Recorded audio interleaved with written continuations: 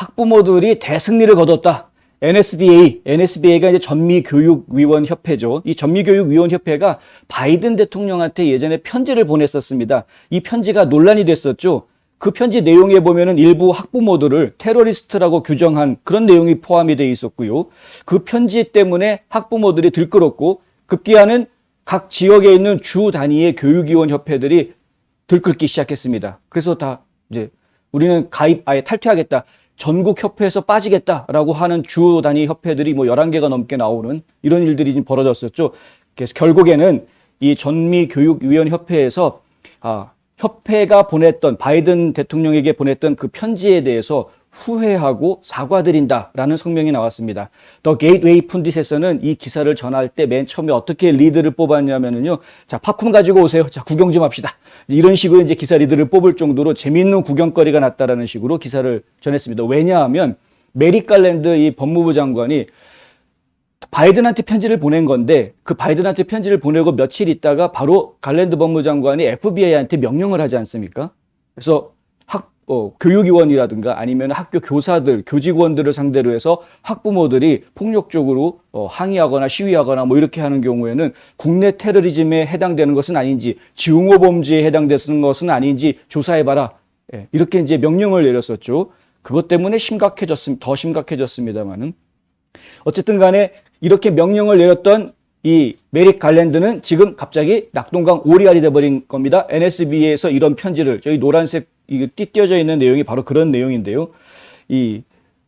자기네들이 후회한다, 사과한다라고 딱 발표를 해놓고 나니까 낙동강 오리알이 돼버렸죠. 바이든이야 뭐 원래 아무 생각 없이 가만히 앉아있는 인물이니까 그렇다 치고. 근데 지금 갈랜드 같은 경우에는 FBI한테 명령을 딱 내렸는데 그 이후에 바로 후속 기사들이 터져나오지 않았습니까? 갈랜드 사위가 각각의 교육청과 학교들을 대상으로 해서 서비스를 제공하는 그런 회사인데, 결국은 사위가 제공하는 서비스에 방해받지 않으려고 이런 명령을 한 것이 아니냐.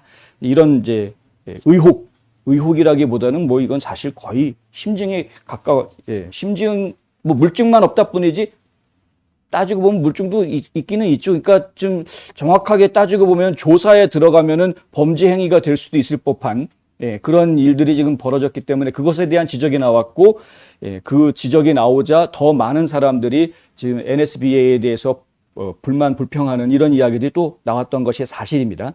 그렇다 보니 결국에는 NSBA는 사과할 수밖에 없었고, 갈랜드 같은 경우에는 입장에 지금 난처해 줄 수밖에 없는 것이죠. 여기에 지금 한술 더 떴어요. 갈랜드 장관이 27일, 내일 모레입니다. 수요일에 연방상원 법사위에 출두해서 증언을 하게 되어 있습니다. 이 자리에서 분명히 상원의원들, 특히 공화당 상원의원들은 가만히 있지 않을 겁니다. 당신이 어떻게 해서 FBI한테 그런 명령을 내렸느냐?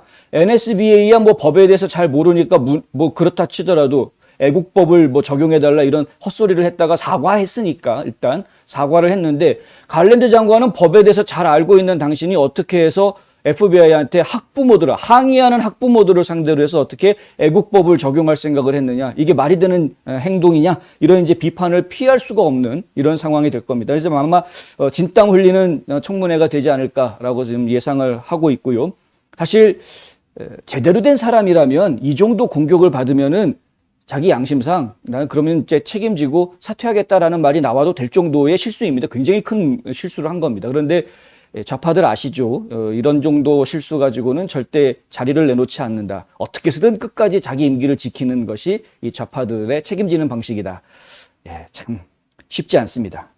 한편 버지니아주 라우던 카운티, 이 라우던 카운티가 사실은 이 모든 일들이 벌어지게 되는 것에 단초가 됐던 사건을 제공했었죠. 뭐냐면 이 카운티 안에 있었던 고등학교에서 트랜스젠더 남성이, 이제 트랜스젠더 여성이라고 그래야 되나요? 원래 남자인데 아직 수술도 안 받았습니다. 덜렁덜렁 다니는 남자 학생인데 여자 옷을 입고 다니는 남자 학생이죠. 이 트랜스젠더라고 주장하는 여자 옷을 입고 다니는 남자 학생이 이 고등학교 화장실에 들어가가지고 여학생을 성폭행했습니다. 이 성폭행 당한 여학생의 아버지가 화가 나가지고 교육위원 회의에 와서 소리를 좀 쳤는데, 그런 일이 있었다. 그런데 학교 당국에서 이걸 쉬쉬하고 덮으려고 한다. 화를 냈었죠. 그런데 그 화를 낸 거를 가지고 교육위원 그리고 교육감이 경찰을 불렀습니다. 경찰을 불러서 그 아버지를 그냥 그 자리에서 체포하게 만들었죠. 회의는 중단시켜버렸고. 그 일을 가지고 이 NSBA가 바이든 대통령에게 보낸 편지에는 뭐라고 썼냐 하면은요, 그 사건이 굉장히 위협적이었고 폭력적이었던 사건으로 묘사가 돼 있습니다. 그리고 억울한 아버지를 갖다가 무슨 국내 테러리스트 같이 묘사를 해 놓았으니 이게 전국적으로 문제가 되지 않을 수가 없었던 것이죠. 그런데 제가 말씀드리려고 하는 거는 그 사건, 그 폭행범, 용의자죠. 10대 소년인지 소년지 하여간 자기는 소녀라고 주장하는 덜렁덜렁 달린 소년, 이 10대 소년 용의자가 결국 오늘 유죄 판결을 받았다라는 이야기가 나왔습니다. 예. 보안관실에서도 이미 이제 이 사실을 확인을 했었죠. 그래서 원래는 처음에 이 사건이 벌어졌을 때는 그냥 보안관실에서도 덮고 넘어가려고 했었고 교육위원들도 그 문제를 학교에서 문제를 삼지 않으려고 그냥 덮고 넘어가려고 했었습니다. 그래서 이 학생이 풀려납니다. 그랬다가 다른 학교에 가가지고 또 이상한 짓을 저지르죠. 그래서 결국에는 보안관실에서 확인하고 또 잡아들이는. 그래서 이번에는 아예 그냥 법원에서 유죄 판결을 냈습니다. 오늘 이제 판사가 유죄 판결을 냈다고 이 성폭행을 당한 피해자 측의 변호사들이 오늘 공식 성명을 발표했습니다. 이 성명서에 보면 오늘 스미스 부부의 딸에게 정의가 내려진 것에 대해서 안도한다. 이 끔찍한 사건은 스미스 가족에게 깊은 영향을 미쳤으며 그들은 오늘의 결과에 감사하고 있다. 스미스 가족은 또한 로던 카운티 공립학교를 대상으로 지금 민사소송을 내놓은 상태입니다. 학교 측을 상대로 소송을 내놓았는데 그 소송 결과가 어떻게 될지 이제 봐야 되겠죠. 당연히 학부모 쪽에 좀 유리한 상황이기는 합니다. 그리고 이 억울하게 경찰에게 끌려당하는 수모를 당했는데 분명히 이거는 학교 측, 그 교육청 측 이런 데에서 분명한 배상 같은 문제, 해결점들을 좀 찾아야 되지 않을까 하는 생각이 들고요. 두 번 다시 학부모들을 가지고 국내 테러리스트라고 하는 이런 망발을 하는 일이 다시는 벌어지지 말아야 할 것이고 이 갈랜드 법무장관도 본인이 FBI에다가 내렸던 명령에 대해서 즉각 취소하고 지금 자기 입장을 분명하게 다시 밝혀야 할 것입니다. 예, 제가 아까 댓글을 못 읽어서 이제 댓글을 봐가지고 말씀을 드리는데요. 성폭행 사건을 덮으려는 학교도 문제다라고 지적을 해주셨는데 맞습니다. 당연히 학교가 그런 문제를 덮으면 안 되죠. 그런데 학교에서 이 문제를 덮을 수밖에 없는 환경이 지금 미국에 있습니다. 그게 뭐냐 하면요. 차별금지법입니다. 차별금지법. 트랜스젠더라고 했기 때문에 이것이 문제인 것입니다. 그러니까 트랜스젠더가 화장실에 들어간 것이 문제가 되느냐, 왜 내가 화장실에 들어간 것을 문제시하느냐로 사건의 본질은 그게 아님에도 불구하고 사건의 본질과 관계없이 내가 화장실에 들어갔다고 이러는 거다라는 식으로 오히려 역공격을 당할 수가 있고요. 그래서 내가 갈 수 없는 그런 환경을 만들면 어떡하느냐. 나는 그동안 괴로웠다. 이런 식으로 자기 피해자 코스프레 같은 거를 하게 되면 학교는 역시 또 소송을 당하게 되는 거죠. 그러니까 결국에는 학교 입장에 상당히 난처할 수밖에 없는 겁니다. 이게 잘못된 차별금지법이 만들어졌기 때문에 이른바 성평등이라는 이름 하에 잘못된 차별금지법이 만들어져 있기 때문에 이런 문제가 생기는 겁니다.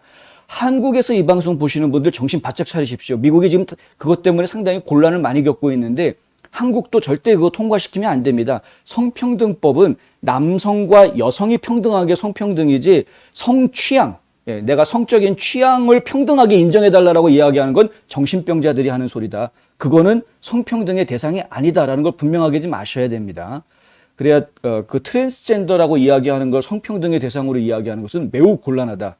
아예 성을 바꿔버리면 그러면은 이제 다 수술받고 아예 다 바꿔버렸다. 그러면은 그럼 남성, 여성 이렇게 아예 딱 구분할 수 있으면 오케이. 그런데 달릴 거 다 달렸는데 여자 옷 입고 와가지고 난 여성 이렇게 이야기하는 건 정신병자다. 이게 저희가 정의를 그렇게 하고 있죠. 그런데 이렇게 정신병자들을 불쌍히 여겨주는 것이 우리의 자세여야 한다라는 말씀도 계속 드립니다. 그들 갖다가 증오하고 미워하자라는 게 아니고요. 불쌍한 놈들이니까 불쌍하게 돌봐주자라는 것이 저희의 입장인 것입니다.